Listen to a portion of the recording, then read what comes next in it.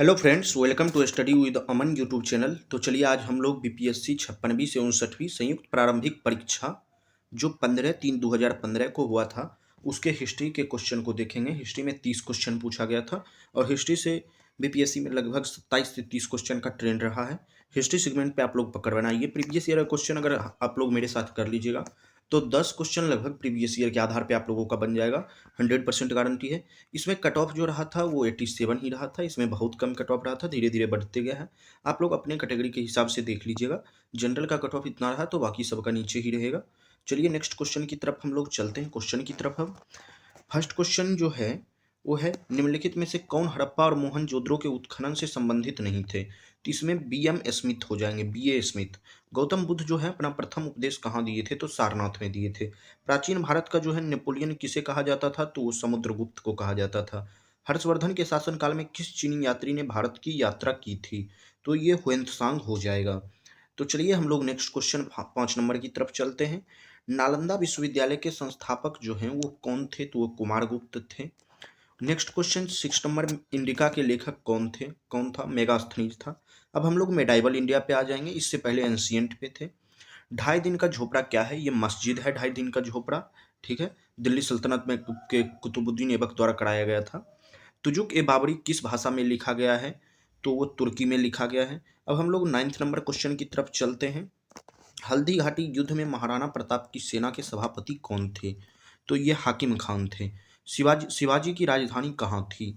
तो शिवाजी की राजधानी जो थी वो रायगढ़ थी। अब हम लोग मॉडर्न इंडिया के क्वेश्चन की तरफ चलेंगे। तो किस वर्ष रेगुलेटिंग एक्ट पारित हुआ? ये सब क्वेश्चन बार बार बिहार में पूछा जाता है एक्ट के बारे में। ठीक है, तो 1773 ईस्वी में पारित हुआ। 1857 में भारत का गवर्नर जनरल कौन था? तो कैनिंग था। किस घटना के बाद महात्मा गांधी ने असहयोग आंदोलन को अपनी हिमालय जैसी भूल बताई? तो किस घटना के बाद बताई थी? चौरी चौरा के बाद। बंग भंग के बाद कौन सा आंदोलन प्रारंभ हुआ था? तो स्वदेशी आंदोलन प्रारंभ हुआ था। इंडियन नेशनल कांग्रेस की प्रथम भारतीय महिला अध्यक्ष कौन थी?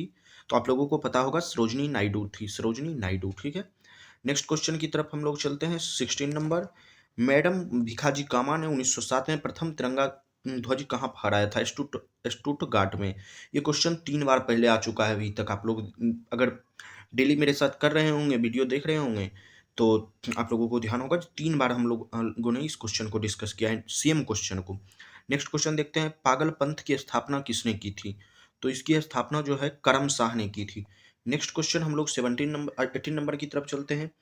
फराजी जो है वो कौन थे? ठीक है, फराजी कौन थे? तो ये हाजी शरीयतुल्लाह के अनुयायी थे। नेक्स्ट क्वेश्चन की तरफ चलते हैं। रामोसी विद्रोह के रूप में किस भौगोलिक इलाके के रूप में हुआ था? ये पश्चिमी घाट में। बघेरा विद्रोह कहाँ हुआ था? तो ये बड़ौदा में हुआ था। भारत में मीडिया को नियंत्रित करने के लिए एक्ट कब पारित किए गए? तो इसमें हो जाएगा 1835, 67, 78 और 1908। ठीक है, 20वीं सदी के प्रारंभिक वर्षों में कांग्रेस के विभाजन की प्रक्रिया शुरू हुई थी। चलिए ऑप्शन देख लेते हैं, उसके बाद क्वेश्चन का आंसर देंगे। तो कांग्रेस आंदोलन की रणनीतियों पर, कांग्रेस आंदोलन के उद्देश्य पर, कांग्रेस आंदोलन में लोगों की भागीदारी पर। ऑप्शन डी हो जाएगा। News limbs for old lake श्रृंखला 1893-94 में सर्वहारा वर्ग के साथ संपर्क से बाहर होने के लिए कांग्रेस की आलोचना की गई थी। इन लेखों का लेखक जो था वो कौन था? तो वो अरविंद घोष थे। नेहरू रिपोर्ट डैश की अध्यक्षता में एक कमेटी द्वारा तैयार किया गया था और इसका विषय डैश था। तो नेहरू रिपोर्ट मोतीलाल नेहरू के द्वारा तैयार किया गया था। ठीक है, और भारत में संवैधानिक संस्था, इसका विषय संवैधानिक संस्था था। नेक्स्ट क्वेश्चन की तरफ हम लोग चलते हैं। 25 number, Catherine Mayo, Aldous Huxley, Charles Anders और विलियम डिग्बी के बीच आम रिश्ता क्या था? तो उन्होंने ब्रिटिश शासन के दौरान भारत की हालात पर टिप्पणियां लिखी थी। ठीक है, चलिए नेक्स्ट क्वेश्चन हम लोग 26 नंबर की तरफ चलते हैं। निम्नलिखित पंक्तियों को किसने लिखा था? सरफरोशी की तमन्ना अब हमारे दिल में है, देखना है जोड़ कितना बाजुए कातिल में है। तो ये बिस्मिल ने लिखा था। ठीक है, और इस तरह की जो कोटेशन है ना, तुम मुझे खून दो मैं तुम्हें आज़ादी दूंगा, दिल्ली चलो, इस तरह का बीपीएससी में पूछे जाने का ट्रेंड रहा है। ठीक है, किसने 1921 में पहली बार पूर्ण स्वतंत्रता की मांग को उठाया था? तो पहली बार मौलाना हसरत मोहानी ने उठाया था। भारत की कम्युनिस्ट पार्टी और राष्ट्रीय स्वयंसेवक संघ की स्थापना के क्रमशः सबसे करीबी वर्ष को पहचानिए। तो क्रमशः इसमें 1925 हो जाएगा, बी नंबर ऑप्शन इसका हो जाएगा। ठीक है, चलिए नेक्स्ट क्वेश्चन की तरफ हम लोग चलते हैं।